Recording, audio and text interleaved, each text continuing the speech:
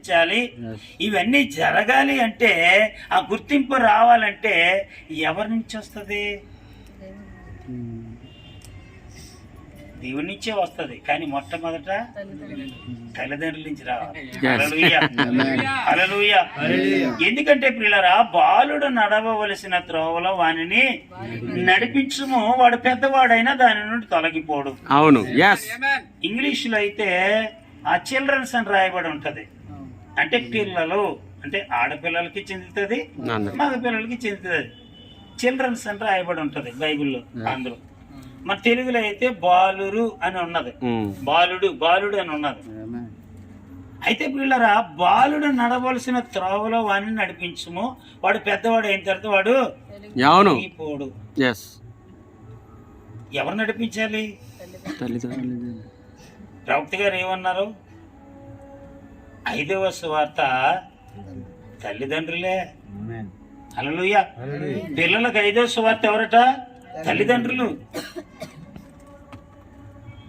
ఎలాగ 5వ సువార్తగా మారారు తల్లిదండ్రులు అంటే, వాళ్ళు మత్తయి సువార్తలో, మార్కు సువార్తలో, లూకా సువార్తలో, యోహాను సువార్తలో ఉన్న యేసు క్రీస్తు యొక్క జీవిత చరిత్ర అంతా ఎరిగి ఉన్నారు కనుక, ఆయన చేసిన అద్భుతమైనటువంటి కార్యాలన్నిటినీ కూడా వీరు ఎరుగున్నారు కనుక, ఆయన ఎటువంటి ప్రేమామయుడో, ఎటువంటి కృపామయుడో, ఎటువంటి దయామయుడో, ఆయన చేతిలో ఎటువంటి రక్షణ ఉందో సమస్తాన్ని తల్లిదండ్రులు ఎరుగున్నారు కనుక, ఆ సువార్తలను ఏం చేయాలట?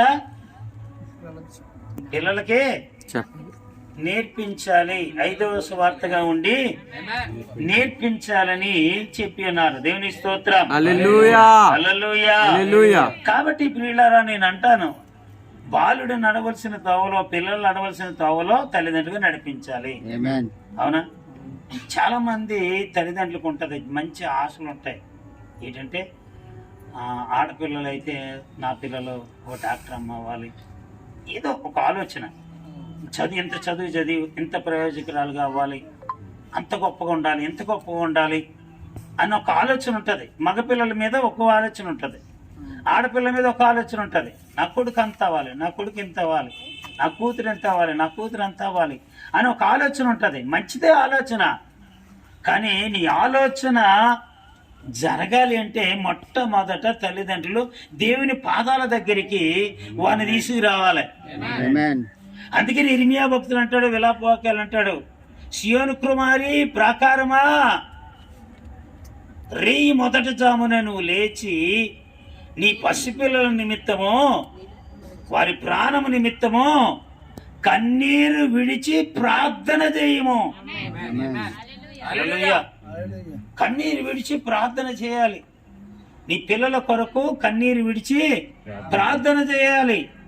ప్రార్థన చేస్తూ నీ ఆలోచనలని ప్రభు పాదాల దగ్గర పెడుతూ వారిని నడిపించవలసిన విధానంలో నడిపిస్తూ ఉండాలి. ఎందుకంటే మొట్టమొదట గురువులు ఎవరంటే తల్లిదండ్రులే. స్కూల్కి వెళ్తే టీచరు గురువు, కానీ ఇంటి దగ్గర ఉన్నంత కాలం కూడా తల్లిదండ్రులే గురువులు. గురుదేవో భవ.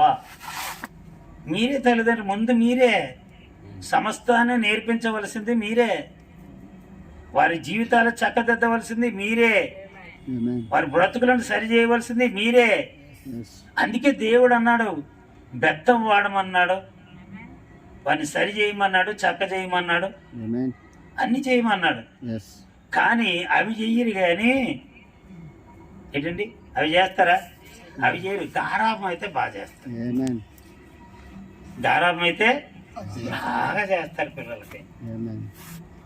ఆడపిల్లలకి కావాలనుకున్న వాళ్ళు ఆడపిల్లలకి గారాబం చేస్తారు, మగపిల్లలు కావాలనుకున్న మగపిల్లలకి గారాబం చేస్తుంటారండి. ఆ గారాబం చేయడం వల్ల ఏమవుతుందంటే చాలా ప్రమాదం ఉంది. మన పిల్లల భవిష్యత్తు మన చేతులారా మనమే పోగొట్టుకున్నవే పాడు చేసేవాళ్ళు అవుతాం. వాళ్ళ స్థితిగతులన్నీ మార్చేవాళ్ళని మనమే అవుతాం. మరలా మరొక మాట చెప్తాం. మరి ఇక్కడ అంటారు నాకు తెలియదు, కానీ మా సైడ్ అయితే అంటారు. ఏమంటారు తెలుసా?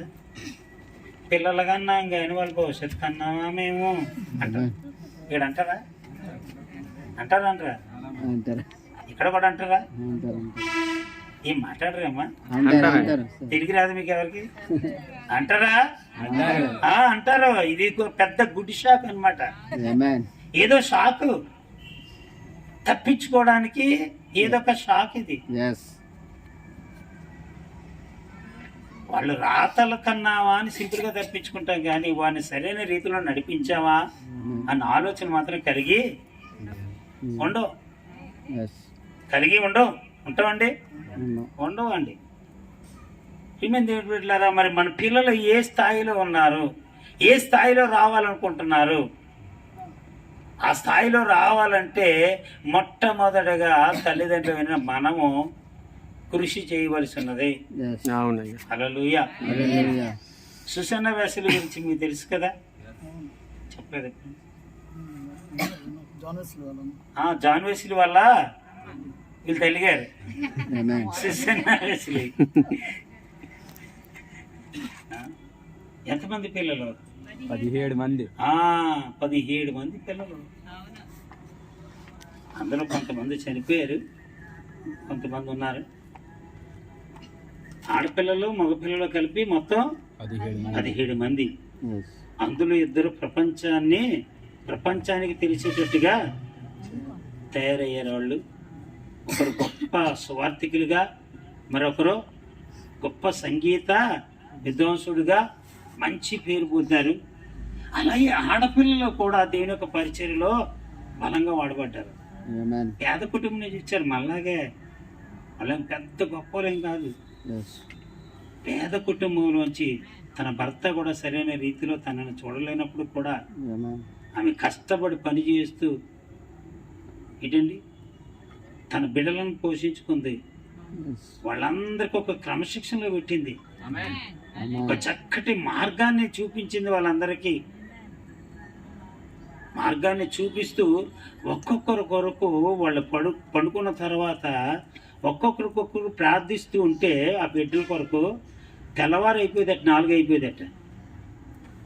ఒక్కొక్క బిడ్డ మీద చేపెట్టి ప్రార్థన చేసుకుంటూ వెళ్తే తల్లి తెల్లవారు అయిపోయేదట.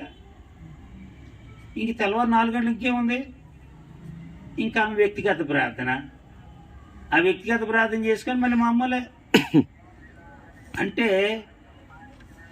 సరైనటువంటి ఆమెకి సమయం సరిపోలేదు. దేవుడిచ్చిన 24 గంటలుగా ఆమెకి సరిపోలేదు. చెప్పాలంటే, నిజంగా చెప్పాలంటే మనకి 24 గంటల సమయం సరిపోవడానికి అవకాశం ఉన్నా మనం సరైన రీతిలో సద్వినియోగం చేసుకోం. అవునా కదా? ఇంకా ఎంతమంది టీవీలు చూస్తున్నారు చెప్పండి? సెల్లో వచ్చేసిన తర్వాత టీవీలు మానేసాయండి అన్న వాళ్ళు ఉన్నారా? సెల్లో చూసేసుకున్నాం అండి. ఇంకా ఎన్ని మన సమయం అంతా అక్కడే పోతుందండి. ఈరోజు సాతానుడు మన సమయాన్ని ఎక్కడ లాక్కున్నాడంటే మన చక్కగా సెల్ ఇచ్చాడు, ఇచ్చి మన సమయాన్ని అంతా లాగేసుకున్నాడు. సమయం దొరికితే చాలు ప్రార్థన చేద్దామా, లేకపోతే వాక్యం చదువుదామా, లేకపోతే ఇతరులకు వెళ్ళి సువార్త ప్రకటిద్దామా అని అనుకో. సమయం దొరికితే చాలు వెంటనే వెళ్ళి సెలదీద్దామా. అవునా కదా చెప్పండి? ఎక్కువ సమయం అంతా ఏం చేస్తుంది? అది పాటు చేసేస్తుంది. టెక్నాలజీ పెరుగుతుంది, మంచిదే. మనం వినియోగించుకున్నటువంటి రీతిలో మనం వినియోగించుకుంటే మనకు మంచిగా ఉపయోగపడుతుంది. లేదు వేరే రీతిలో వినియోగించుకుంటే వేరే రీతిలోనది వినియోగపడుతుంది. హల్లెలూయా, హల్లెలూయా. కాబట్టి ప్రియులారా, ఆ రోజు దావీదు చెప్పాడు తన పిల్లల గురించి. ఈరోజు మనము చెప్పాలి మన పిల్లల గురించి ధైర్యంగా. ఆ బిడ్డలు ఇటువంటి వారండి అని చెప్పగలగాలి. చెప్పాలంటే మొట్టమొదటగా మీరు తల్లిదండ్రులని మీరు భారము బాధ్యత తీసుకోవాలి. హల్లెలూయా.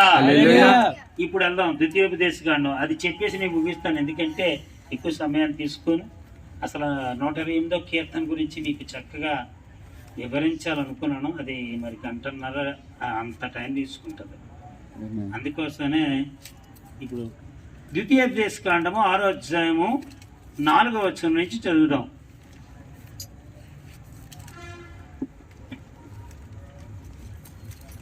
చదవండి ఎవరన్నా. ఇశ్రాయేలు వినుము, మన దేవుడైన యెహోవా. ఇశ్రాయేలు వినుము, మన దేవుడైన యెహోవా అద్వితీయుడగు యెహోవా. నీ పూర్ణ హృదయముతోను, నీ పూర్ణ ఆత్మతోను, నీ పూర్ణ శక్తితోను నీ దేవుడైన యెహోవాను ప్రేమింపవలను.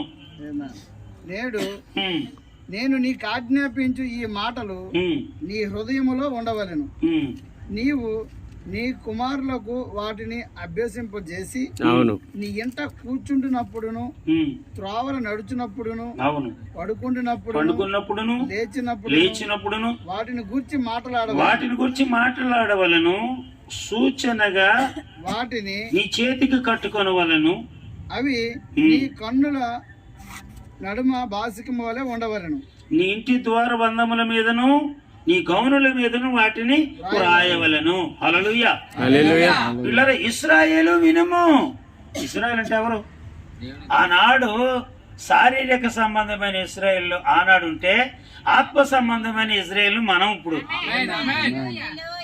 ఇప్పుడు దేవుడు మనతో అంటున్నాడు, ఇశ్రాయేలు వినుము. ఇప్పుడు మనల్ని అంటున్నాడు, ఏమన్నాడంటే ఈ తల్లిదండ్రులు అంటున్నాడు, మన దేవుడైన యెహోవా అద్వితీయుడగు యెహోవా. ఎందుకు చెప్పాలి ఈ మాట? అద్వితీయుడు, ఒకే ఒక్క దేవుడు. హల్లెలూయా. అద్వితీయుడగు యెహోవా. మన దేవుడు ఎవరండి? అద్వితీయుడగు దేవుడు. అంటే ఒకే ఒక్క దేవుడు అని మొట్టమొదట నువ్వు గ్రహించగలగాలని దేవుడు చెప్తున్నాడు. అవును, అర్థమైందా? ముగ్గురు దేవుళ్ళు కాదు, ఒకే ఒక దేవుడు మన దేవుడు, అద్వితీయుడగు దేవుడు అని నువ్వు గ్రహించాలి. నువ్వు ఎప్పుడైతే గ్రహిస్తావో ఏంటండి, ఖచ్చితంగా దేవుని మార్గంలో నువ్వు ఖచ్చితంగా నడుస్తావు. ఖచ్చితంగా నువ్వు నడుస్తావు. నువ్వు గ్రహింపు అనేది నీకు లేకపోతే మాత్రం ఏంటండి, ఆయన మార్గం నుంచి నువ్వు తప్పిపోతావు. చాలా మంది తప్పిపోతున్నారు ఈరోజు. పెద్ద పెద్ద భక్తులు అనే వాళ్ళు కూడా ఏమైపోతున్నారండి, అంత బాగానే ఉంటుంది, అక్కడికి వచ్చేసరికి త్రిత్వం దగ్గరికి వచ్చేసరికి తప్పిపోతున్నారు చాలా మంది. త్రిత్వం అనేది బైబిల్లోని అస్సలు ఎక్కడ కూడా లేదు. నీ దేవుడు ఒక్కడే. కాబట్టి నువ్వు ఎవరి మీద ఆధారపడాలని చెప్తున్నాడు అక్కడ. తల్లిదండ్రులు ఎవరి మీద ఆధారపడాలి? ఆ ఒక్క దేవుడి మీద ఆధారపడాలి సుమా.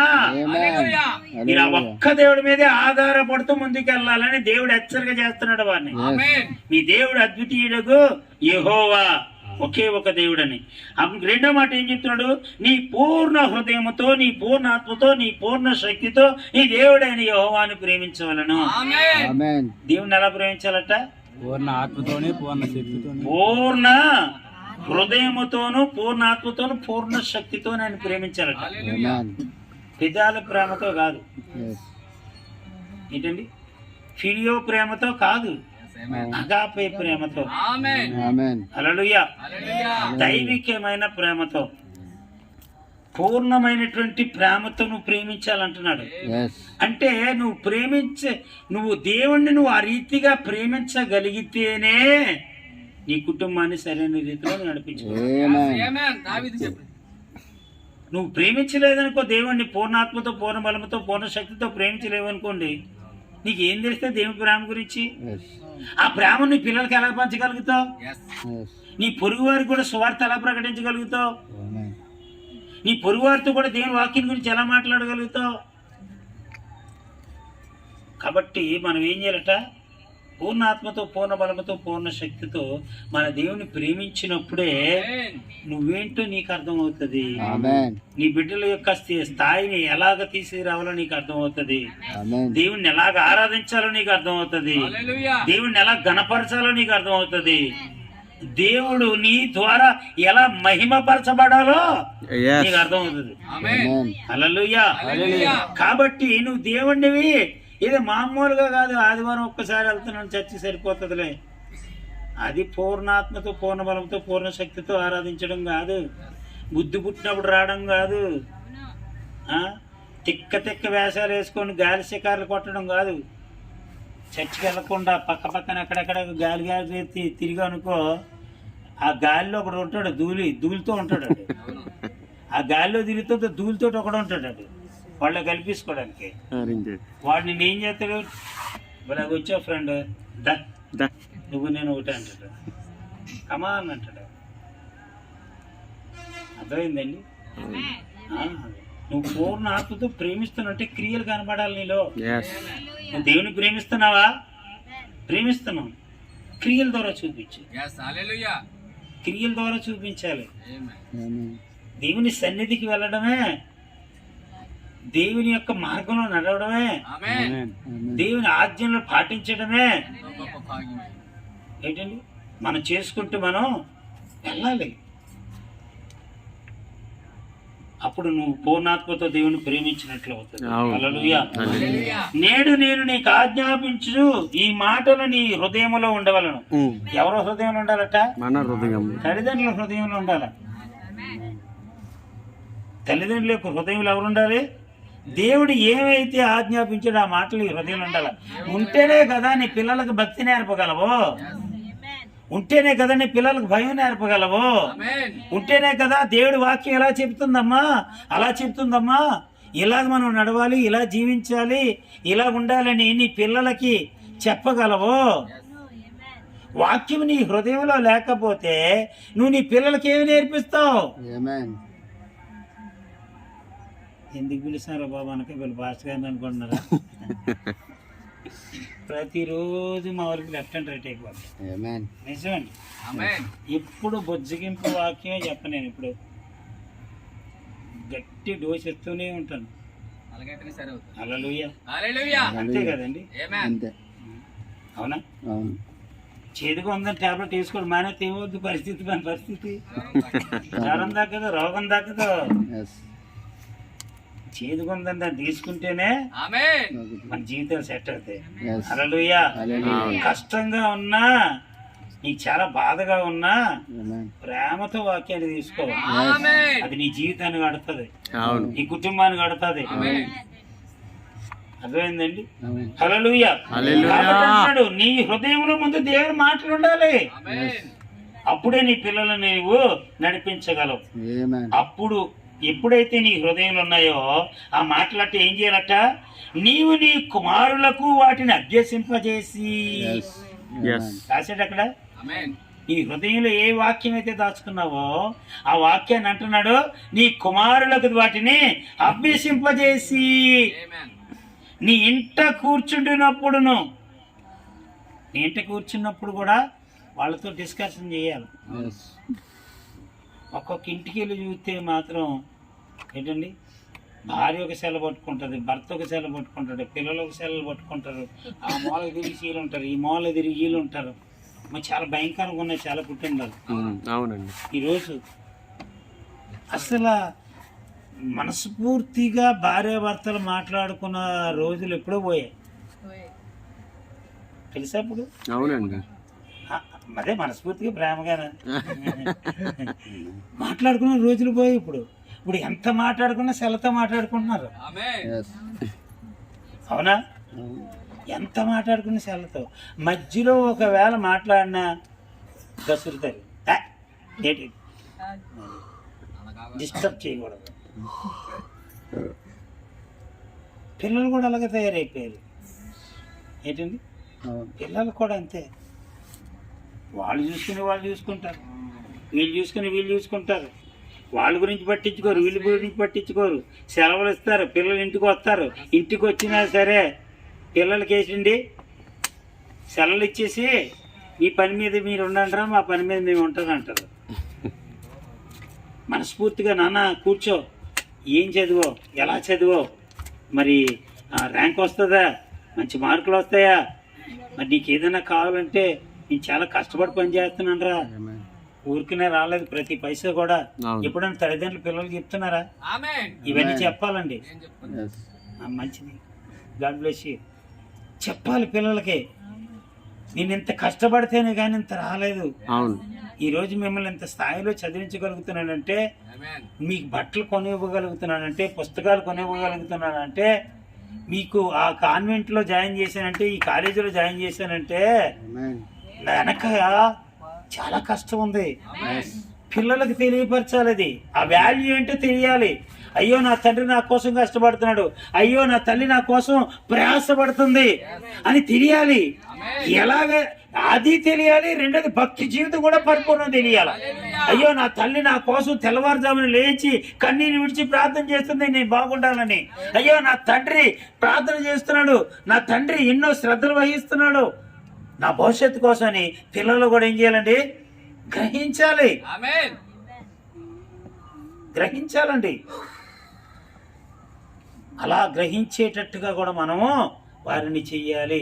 అడిగిన వెంటనే 100 రూపాయలు అడిగాడు అనుకో, 200 తీసుకొని అన్న చేతులు పెట్టాను అనుకో, వాడు ఏం చేస్తాడు? ఈ కష్టాన్ని గుర్తించడు, జల్సా చేస్తాడు. ఇప్పుడు అంటే మా దగ్గర చూస్తే ట్రెండ్ ఏంటంటే వాడు చదువు ఉండదు, స్కూల్కి వెళ్తుంటాడు, ఇంకా 10th క్లాస్ కూడా వెళ్ళడు. ఆడికి ఒక పెద్ద సెల్ల కావాలి. మామూలు సెల్ అయితే ఒప్పుకోడు, అందులో రకాలు వచ్చాయి కదా. సెల్ కావాలి, బైక్ కావాలి, యాపిల్ సగం కొరికిసి ఉంటుంది యాపిల్, ఆ యాపిల్ సెల్ కావాలి. అస్సలు భయం ఉండదు, బైక్ కావాలి. వాళ్ళు వేసుకున్న సిరిగిపోయిన బట్టలు కావాలి. అంటే ముడుకుల దగ్గర ఇక్కడ సిరిగిపోయి ఉంటాయి కదా, ఇలా ముడుకుల మీద సిరిగిపోయి ఉంటాయి. ఆ బట్టలు అయితే వాళ్ళకి మంచిగా ఉంటాయి. అవి ఇంతకుముందు అయితే మనం ఏం చేసాం, సిరిగిపోయిన బట్టలు ఏ తలగాళ్ళకో లేకపోతే ఏ బొంతలు కొట్టుకోవడానికో, లేదంటే ఏ పాపం ఎవరికైనా వస్తే వాళ్ళకి ఇచ్చడం, లేదంటే వేరే వేస్ట్ వాటికి వాడుకోవడము. కదా ఫ్యాషన్ అయిపోయింది. చింపురు జుట్టు ఎవడైతే ఎక్కువ వేసుకుంటాడో ఆడంత హీరో అవడం లేడు ఇప్పుడు. గడ్డం ఎవడైతే పిచ్చోళ్ళ పెంచుకుంటాడో అబ్బా ఆడంత స్టైలింగ్ ఎవడది లేదు ఇప్పుడు. అవునా కదా? పిచ్చోడు అనుకొని కొట్టేవారు అప్పుడు. ఈ గడ్డాలు తల ఇలాగ ఎరబూసుకొని ఉంటే, ఇలాంటి బట్టలు వేసుకుంటే ఎంటలు తగలేవారు మా చిన్నప్పుడు. మరి ఆ కుక్కలు కూడా రానిచ్చి కాదు, మనుషులే కాదు, కుక్కలు రానిచ్చి కాదు. ఇప్పుడు ఏ సందులో చూసినా వీళ్ళే కనబడుతున్నారు. కుక్కల కంటే వీళ్ళు డామినేషన్ ఎక్కువైపోయింది కాబట్టి కుక్కలు కూడా పట్టించుకోలేదు. వీళ్ళు మనకంటే నీస్ కమైన కుత్తేలు, వీళ్ళు వేస్ట్ ఫీలర్స్, వీళ్ళతో మనకెందుకు అని చెప్పేసి వదిలేసే కుక్కలు కూడా. అర్థమవుతుందా మీకు? హల్లెలూయా. కాబట్టి ప్రియమైన దేవుని బిడ్డలారా, నీ హృదయంలో ఎప్పుడైతే వాక్యం ఉంటుందో నీవు నీ కుమారులకు వాటిని అభ్యసింపజేసి నీ ఎంట కూర్చుంటున్నప్పుడు, త్రోవన నడిచినప్పుడు, పండుకొనినప్పుడు, లేచినప్పుడు వాటిని గురించి మాట్లాడవలను. ఎంత కార్యక్రమం ఉందండి తల్లిదండ్రులకి. తల్లిదండ్రులకి కార్యక్రమం ఉంది, ఎంతో కార్యక్రమం ఉంది. ఏమంటున్నాడు? ఇంట్లో ఉన్నప్పుడు, త్రోవలో నడిచినప్పుడు, పండుకున్నప్పుడు వాటిని గురించే మాట్లాడాలట. వాటిని గురించే మాట్లాడాలట. మీరు మాట్లాడుతున్నారా? మాట్లాడుతున్నారా? చెప్పండి, మాట్లాడుతున్నారా లేదా? హల్లెలూయా, హల్లెలూయా. ప్రవక్త గారు ఇలాగా అడవిలోకి వెళ్ళారు, అలాగా అరణ్యంలోకి వెళ్ళారు, వేటకని వెళ్ళారట భక్తుడు. అక్కడ సిగరెట్ ప్యాకెట్ ఒకటి దొరికింది. సిగరెట్ ప్యాకెట్ది ఆ ప్యాకెట్ ఆ కవర్ చూశాడు, అటు చూశాడు, ఇటు చూశాడు, అంతే. మనమైతే ఏం చేస్తాం? ఆ సిగరెట్ ప్యాకెట్ అది కాలిస్తే ఎంత టేస్ట్గా ఉంటుందో, ఎంత కాటుకుంటుందో, ఎవడో కాల్చేసాడు. సిగరెట్ తోటి ఉన్నా బాగున్నాం, మనం కాల్చి చూద్దాం. అని అనుకుంటాం మనం. అలాగే అనిపించదా? మరి కాల్చాలని ఇంట్రెస్ట్ లేకపోయినా దీని ఖరీదు ఎంత ఉంటుందో, ఇది ఎలా ఉంటుందో అని అనుకుంటాం కదా. మన ఉద్దేశం అలాగెళ్తుంది. కానీ ప్రవక్త గారి యొక్క ఉద్దేశం అలాగెళ్ళలేదండి. అది ఆయన వాక్యంలోకి వెళ్ళిపోయాడు. హల్లెలూయా. చూసిన దానిని బట్టి ఆయన ఏమేంటండి వాక్యంలోకి వెళ్ళిపోయాడు. ఒక వర్తమానం చెప్పేశాడు. ఏం వర్తమానం తమ్ముడు? వడపోత సాధనం. ఒక ఆలోచన పరుని వడపోత సాధనం అని అద్భుతమైన వర్తమానం. హల్లెలూయా. దాన్ని 3 రోజులు సంఘంలో చెప్పాను. ఒక ఆలోచన పరుని వడపోత సాధనం. నీ మనస్సు నిండా ఏదైతే నింపబడతాదో, నీ హృదయం నిండా ఏదైతే నింపబడతాదో, నీ ఆలోచన నిండా ఏదైతే నింపబడతాదో అదే క్రియ చేస్తూ ఉంటుంది అక్కడ. నువ్వు వాక్యం చేత నింపబడ్డావు కనుక నువ్వు దేన్ని చూసినా వాక్యాన్ని పోల్చి చూస్తూ ఉంటావు. ఒక పుష్పాన్ని చూసినా వాక్యాన్ని పోల్చి చూస్తావు. ఒక సముద్రం దగ్గరికి, బీచ్ దగ్గరికి వెళ్ళా అక్కడ వాక్యాన్ని ఏం చేస్తామంటే వాక్యాన్ని పోల్చి చూస్తావు. దేవుడు ఈ సముద్రం గురించి ఏం చెప్పాడు? ఇసుక రేణువులంటే దానికి సరిహద్దులు నిర్మించాడట దేవుడు. అసలు గట్టే లేదు, ఇది సముద్రం ఊరి మీదకి ఎందుకు రావట్లేదు అని ఆలోచిస్తే యోబు గ్రంథంలో చూపిస్తాడు. అక్కడ పిల్లలు మనం ఎక్కడున్నా, ఉద్యోగంలో ఉన్నా, వ్యాపారంలో ఉన్నా, ప్రాణంలో ఉన్నా, ఎక్కడున్నా సరే ఏంటండి నువ్వు వాక్యమే చేత నింపబడితే మాత్రం దేవుడు వాక్యం ద్వారా నీతో మాట్లాడుతుంటాడు. అందుకనే దేవుడు ఇక్కడ చెప్తున్నాడు ఏంటండి నీ హృదయంలో ఆయన వాక్యం ఉండాలని చెప్తున్నాడు. వాక్యం ఉన్నప్పుడు మాత్రమే నీ పిల్లలకు దాన్ని అభ్యసింప చేయగలవు. నువ్వు దేవుని యొక్క వాక్యంతో నింపబడితేనే, నీ చదువు లేకపోయినా పర్వాలేదు, దేవుని సన్నిధిలో ఏ మాటలు అయితే విన్నావో ఆ మాటలు గట్టిగా పట్టుకో చాలు. అవే చెప్పు చాలు, ఇంకేం అవసరం లేదు. ఆటోమేటిక్గా దేవుడు మాట్లాడతాడండి. ఏంటండి నత్తి వారి పెదవుల మీద అన్య భాష నుంచి దేవుడు మన దేవుడు. హల్లెలూయా, హల్లెలూయా. నువ్వు అనుకోవచ్చు నాకు చదువు లేదు, నాకు జ్ఞానం లేదు, నా మాట్లాడి తీరు లేదు, నేను అలా వాక్యం చెప్పగలనండి.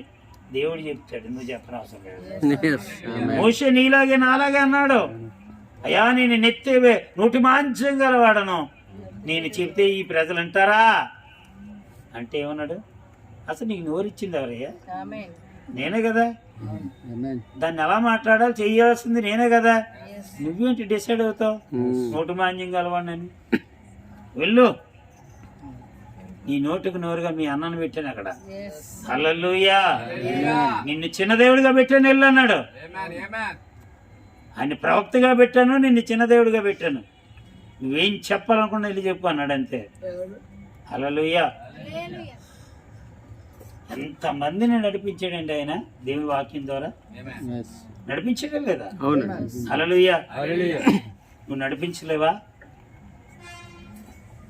శిష్యులందరూ కూడా చదువుకున్న వాళ్ళు ఎవరు కాదండి, జ్ఞానం లేని వాళ్ళే. వాళ్ళు పెద్ద చదువేం లేదు, వాళ్ళకి అసలు చదువే లేదు. అసలు పేతురుకైతే అసలు చదువే లేదు. విద్య లేని పామరులు వాళ్ళు. కానీ వాళ్లే భూమిని తలకిందలు చేసేసారు. హల్లెలూయా. ఆ విద్య లేని పామరులే పరిశుద్ధాత్మ పొందుకున్న తర్వాత భూమిని తల్ల కిందలు చేసేవారు వస్తున్నారన్నారట. వారు చూసిన వెంటనే హల్లెలూయా, హల్లెలూయా. ఊరుబెడి వారు వస్తున్నారన్నవారట. భూమిని తల్ల కిందలు చేసేవారని ఒకసారి ఊరుమెడి వారని.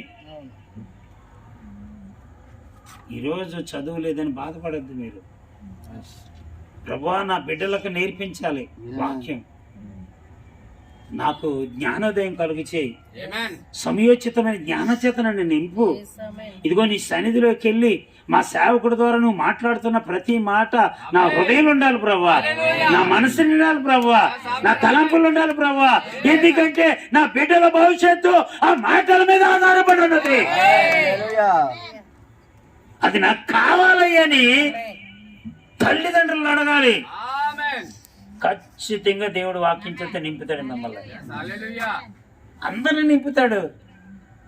అప్పుడు ఈజీగా నువ్వు చెప్పగలవు. నీ బిడ్డలు ఏ పరిస్థితుల్లో ఉంటే ఏ మాట